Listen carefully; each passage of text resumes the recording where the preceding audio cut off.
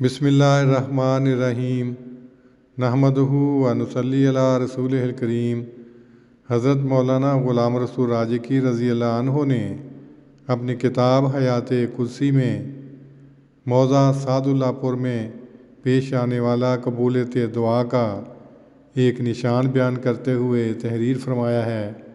کہ موضع سعد اللہ پور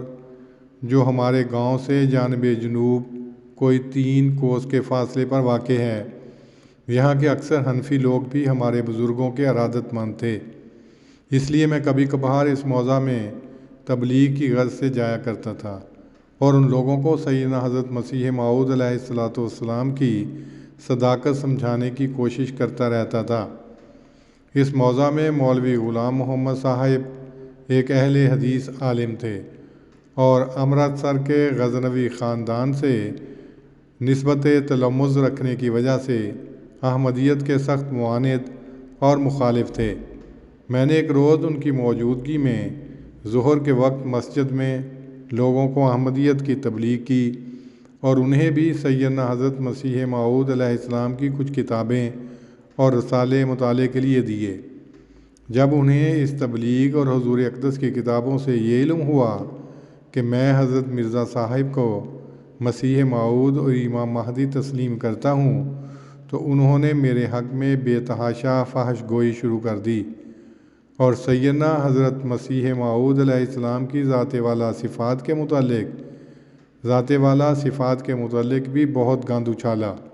میں نے انہیں بہتیرا سمجھایا کہ آپ جتنی گالیاں چاہیں مجھے دے لیں، لیکن حضرت اقدس علیہ السلام کی توہین نہ کریں، مگر وہ اس سے باز نہ آئے۔ آخر چاروں ناچار میں تخلیہ میں جا کر سجدے میں گر پڑا اور رو رو کر بارگاہ یزدی میں دعا مانگی اور رات کو بغیر کھانا کھائے ہی مسجد میں آ کے سو گیا۔ جب سحری کے قریب وقت ہوا تو مولوی غوث محمد صاحب مسجد میں میرے پاس پہنچے اور معافی مانگتے ہوئے مجھے کہنے لگے، خدا کے لیے ابھی حضرت مرزا صاحب کو میری بیعت کا خط لکھو، ورنہ میں ابھی مر جاؤں گا اور دوزخ میں ڈالا جاؤں گا۔ میں نے جب ان کا احمدیت کی طرف رجوع دیکھا تو حیران ہو کر اس کی وجہ دریافت کی۔ مولوی صاحب نے بتایا کہ رات میں نے خواب میں دیکھا ہے کہ قیامت کا دن ہے اور مجھے دوزخ میں ڈالے جانے کا حکم صادر ہوا ہے اور اس کی تعمیل کرانے کے لیے میرے پاس بڑی بھیانک شکل کے فرشتے آئے ہیں اور ان کے پاس آگ کی بنی ہوئی اتنی بڑی بڑی گرزیں ہیں جو بلندی میں آسمان تک پہنچتی ہیں۔ انہوں نے مجھے پکڑا ہے اور کہتے ہیں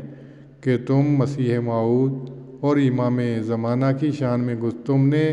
مسیح موعود اور امام زمانہ کی شان میں گستاخی کی ہے،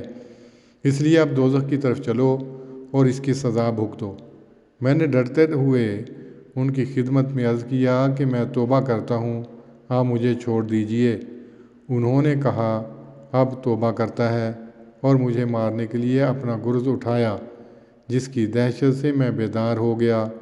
اور اب آپ کی خدمت میں حاضر ہوا ہوں کہ خدا کے لیے آپ میرا قصور معاف فرمائیں اور حضرت مرزا صاحب کی خدمت میں میری بیعت کا خط لکھ دیں۔ چنانچہ اس خواب کی بنا پر آپ احمدی ہو گئے اور اس کے بعد ہم دونوں کی تبلیغ سے اس گاؤں کے 20 مرد اور عورتیں سلسلہ احمدیہ میں داخل ہو گئیں۔ فالحمدللہ علی ذالک۔ حیات قدسی صفحہ 28-29 کمپوز ایڈیشن۔ وآخر دعوانا ان الحمدللہ رب العالمین۔